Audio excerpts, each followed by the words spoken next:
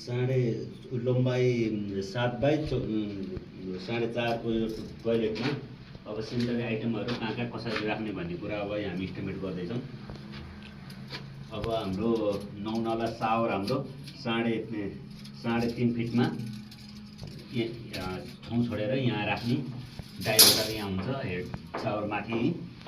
अनि कमर्डलाई चाहिँ हामीले 2 फिट ठाउँ छोडेका छौँ कमर्ड सेन्टरमा राख्ने।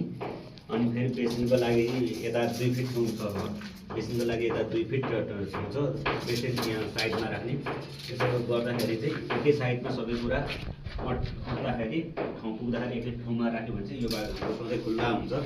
अनि अब हामीले सावरलाई चाहिँ किन साइडमा छेउमा राखेको भन्नुहुन्छ भने अब यो चाहिँ हाम्रो साइडमा राख्यो छेउ साइडमा अब सावर राख्यो भने चाहिँ अब तल टोयलेटको फ्लोर सधैँ ड्राई हुन्छ, सधैँ कति टोयलेटहरूमा पानी जमिरहने चिसो भइरहने हुन्छ।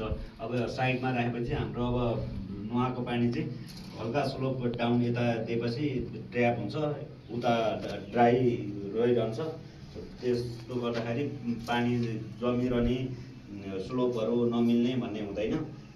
अब पछि अनि अर्को कुरा अब इन्कुलर ज्याकुजीहरू राख्दाखेरि पनि पार्टिसन गरेर हामीलाई इन्कुलर ज्याकुजी अब टपिङ ग्लासले अब हामीले पार्टिसन गरेर नुहाउने ठाउँ सेपरेट बनाउन पनि सकिन्छ। बाथरुमको लुक्स पनि राम्रो देखिन्छ।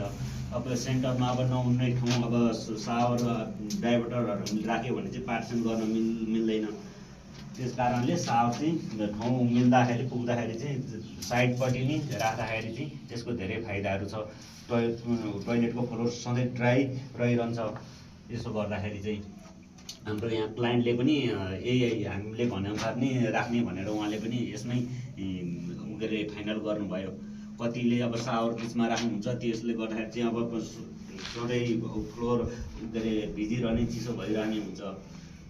पछि हामीले इन्कुलर ज्याकुजीहरू राख्दाखेरि पनि बिचमा चाहिँ पार्टिसन गर्न मिल्दैन।